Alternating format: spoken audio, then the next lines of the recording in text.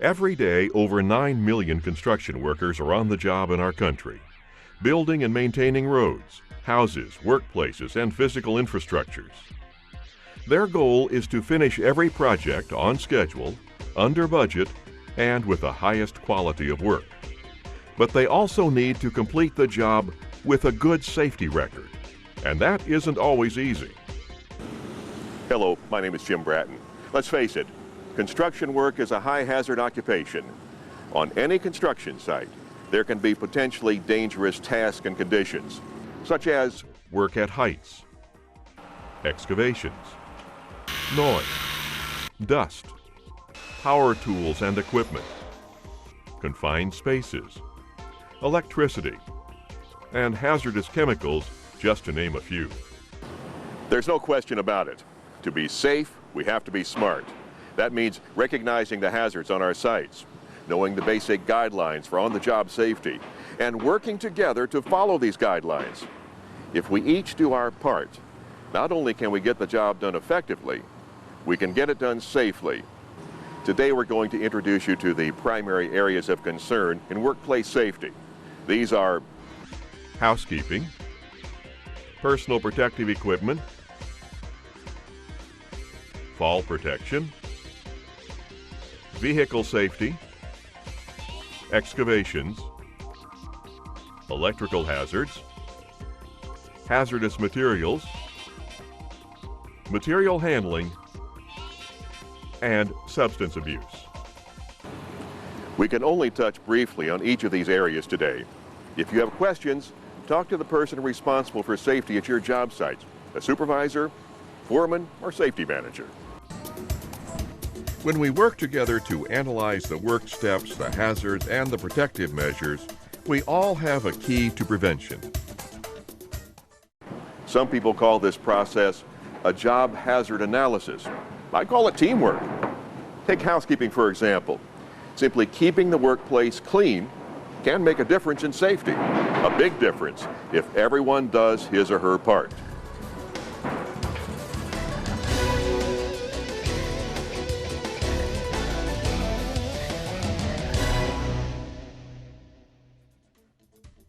In construction, housekeeping translates into tidiness and organization.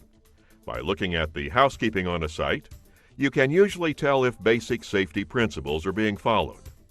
If you find a messy job site, you will usually find other safety problems as well.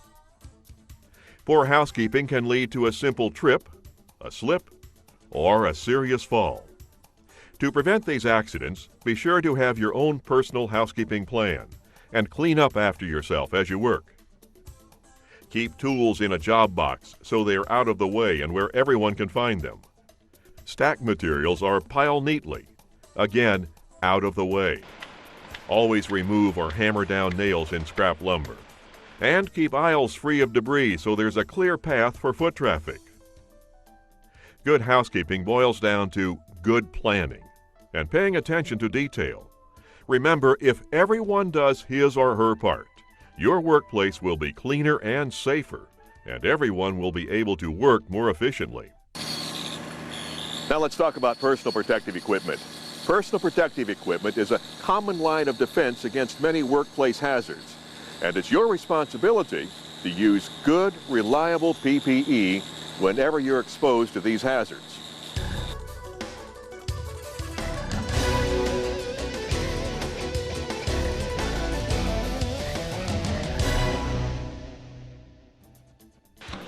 Generally, there are two types of personal protective equipment. The equipment that you need every day, and equipment that's unique to the job. Here's a short list of basic necessities. Always wear a hard hat on the job site. Brim forward is recommended and required by some employers. Most contractors are now requiring safety glasses at all times. This makes a lot of sense when you consider the potential for eye injuries in the workplace. It's also a good idea to wear safety-toed work boots. High-topped boots will offer good ankle support. Good oil-resistant no-slip shoes are also a wise choice.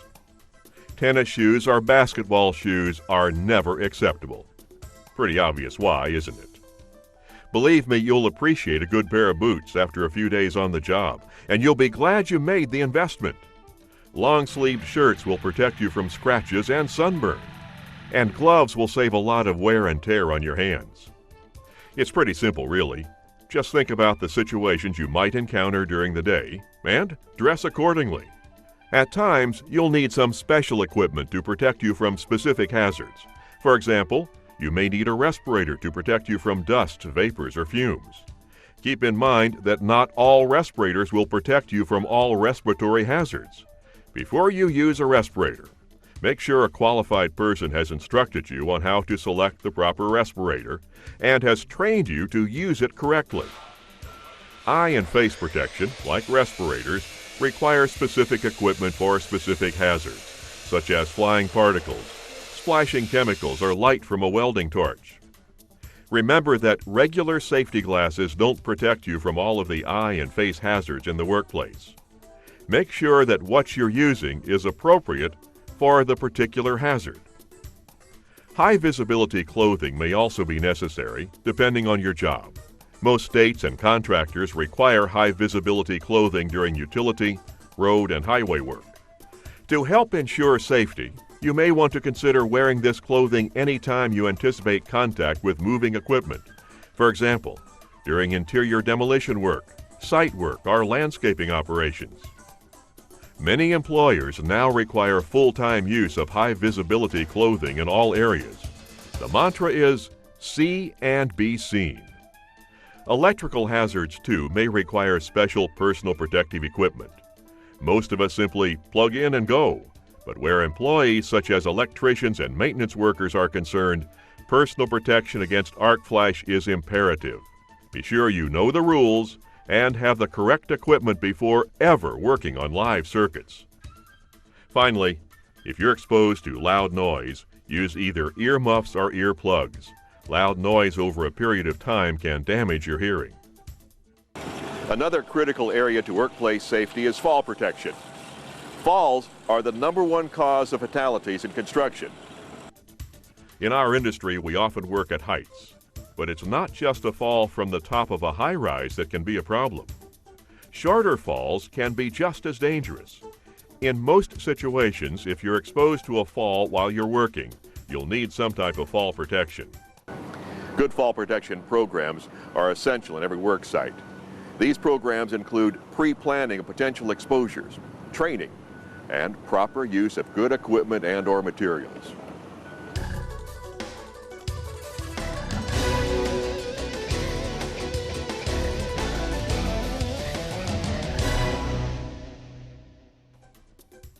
There are basically 9 types of fall protection: guardrails, safety nets, covers, fall restraint, personal fall arrest systems, warning lines, controlled access zones, safety monitors, and fall protection plans.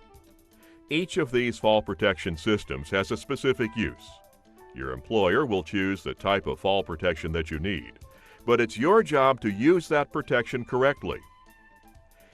Whatever fall protection you're using, always look over the entire system before you trust your life to it.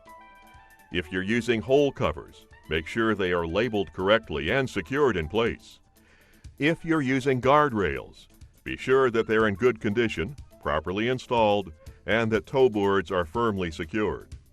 If you're using a safety net, check the net and its anchorages for any fraying or wear. Remove debris before it accumulates. Restraint devices, such as self-retracting lanyards, can help in loading areas or in leading edge work, but be sure to use them properly. Ask your supervisor for guidance and always read the instructions. The key to success with a restraint system is that it's arranged so you can't fall.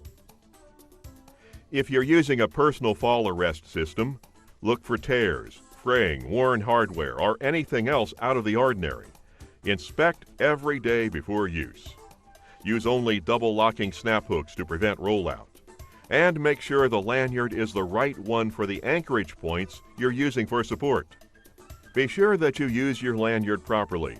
Never wrap it around pipes or other objects unless you know it's designed for that use. Read the label. Never tie knots in it and never attach hook to hook.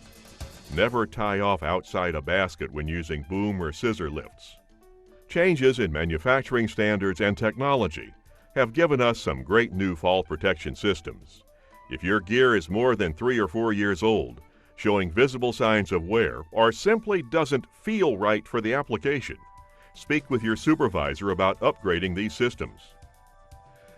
Remember, today's standards require anchorages for PFAS to support 5,000 pounds, so you effectively must be able to hang a pickup truck from what you clip to. Make sure it's safe. Yet another serious hazard on construction sites is moving vehicles. In fact, the number 2 cause of fatalities in construction is being struck by an object. In many cases, that object is a vehicle.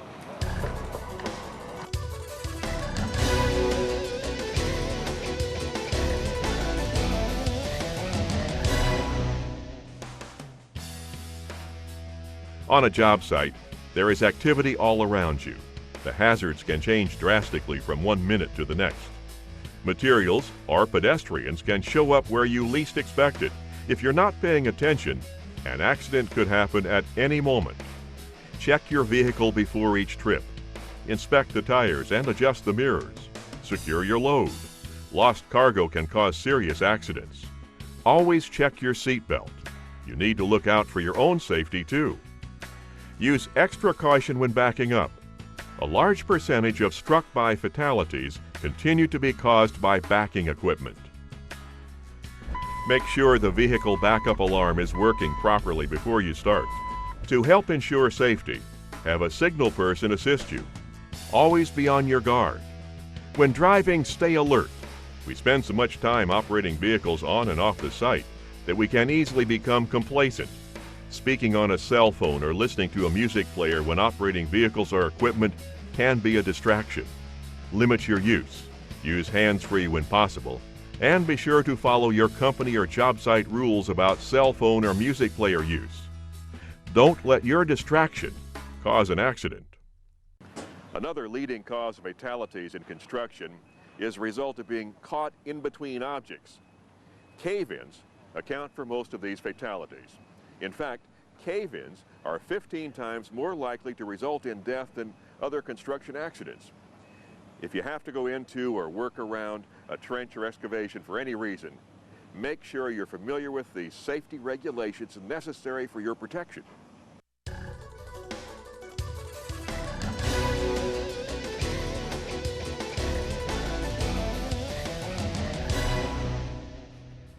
If the trench is 5 feet deep or deeper, it must be protected from cave-ins by sloping, benching, or shields. Some excavations less than 5 feet deep will also require protection.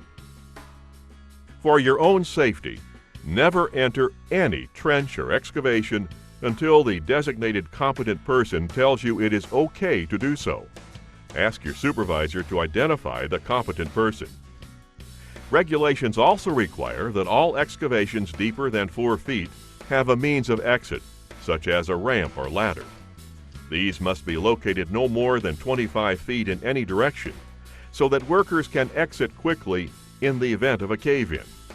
Remember, in construction, conditions can change at any time. Be alert for anything out of the ordinary in any trench or excavation, like water flowing in, cracks in the walls, partial cave-ins, or damaged shoring materials or trench boxes.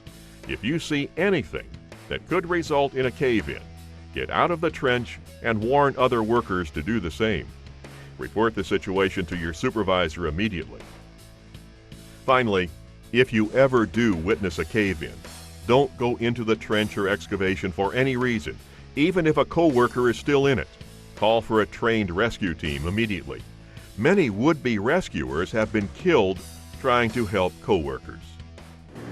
Electrocution is another leading cause of fatalities in construction. Remember, even low-voltage sources can generate enough current to kill you. We may not be able to avoid using electricity, but we can learn to use it safely.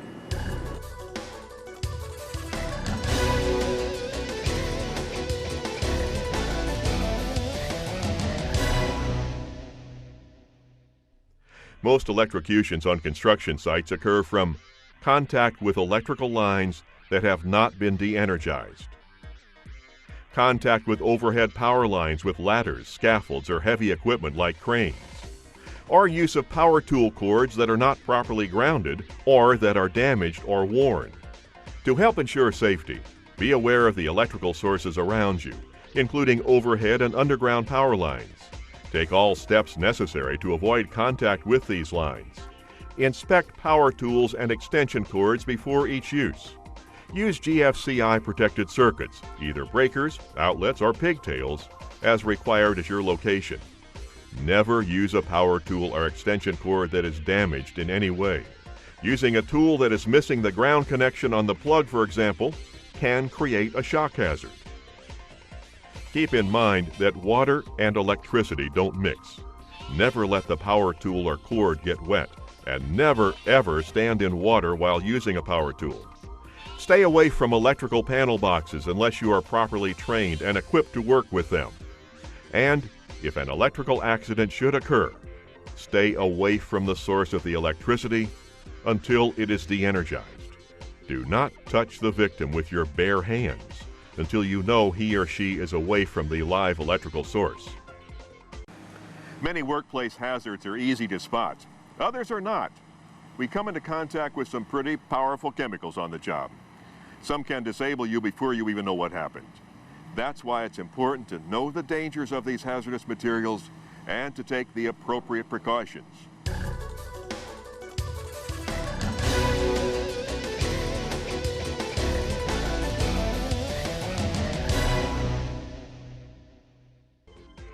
OSHA's Hazard Communication Standard requires that all hazardous chemicals be labeled with appropriate warnings. Read the labels and follow the manufacturer's recommendations before you open the container. Before you handle any chemical, it's important to know the hazards associated with the chemical and the appropriate measures to take for protection. If the label doesn't give you the information you need, check the Material Safety Data Sheet, or MSDS. Copies of MSDSs should be readily available. If you have questions, ask your supervisor. Be especially aware of the potential for unknown hazardous and/or toxic atmospheres. Carbon monoxide, for example, can accumulate when using combustion-powered equipment. Always take adequate precautions when there is risk of exposure to hazardous atmospheres. We're so used to handling materials during the day that we can easily become casual in our work habits. But because we spend so much time lifting and carrying, and because back injuries are so common in construction, we need to pay special attention to how we do this lifting and carrying.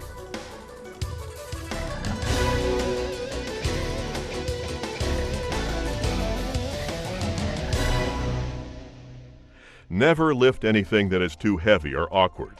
This is a sure bet for an injury. Ask someone to help you or use mechanical assistance. Make sure there is a clear path before you pick up the materials. Use proper lifting techniques. Bend at the knees, not at the waist. Get a good grip. Use your powerful leg muscles to lift the load. Use your feet to change directions. Don't twist your body. Twisting compounds the stress of the lift and affects your balance. These are simple guidelines, but ignoring them can cause serious and possibly long-term injury. Some workers like to stretch and flex before they do any heavy lifting or work that requires awkward movements. This can improve flexibility so that you don't wake up with stiff muscles in the morning. Finally, we need to look at substance abuse. I'm not going to preach to you and tell you how to live your life, but if your off-the-job pastimes start to affect your on-the-job performance, well, that becomes everybody's business. If substance abuse occurs on the job, you and others could be killed or seriously injured.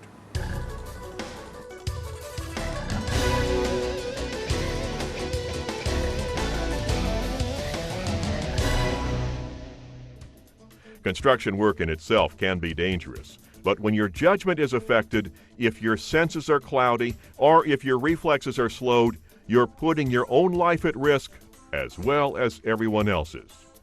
In construction, teamwork is critical. How confident would you feel if your partner had a few too many the night before? If you think you or anyone else on the site has a problem with substance abuse, Talk to your supervisor. Remember, a worker with a substance abuse problem is a danger to the entire workplace. Counseling and other help is available for those who need it, and it's always kept confidential. The safety issues we just talked about are only a few that are important in the construction industry. We can't possibly cover all of the risk on the site. There are many other subjects that require more in-depth training, such as scaffolding, fall protection, ladders, cranes and rigging, fire prevention, confined space entry, aerial work platforms, forklifts, and hand tools, for instance. The bottom line is, if you haven't been trained to perform a task or operate a piece of equipment, ask questions and seek out training through your employer or your union. An untrained worker and a powerful tool or piece of equipment can be a deadly combination. Don't ever work without the proper training or tools. When it comes to safety, there is no such thing as too much information. Construction work is for professionals, people who take pride in their work, their skills, their co-workers, and themselves. If we all work together, we can keep each job site accident-free, and that's really something to be proud of.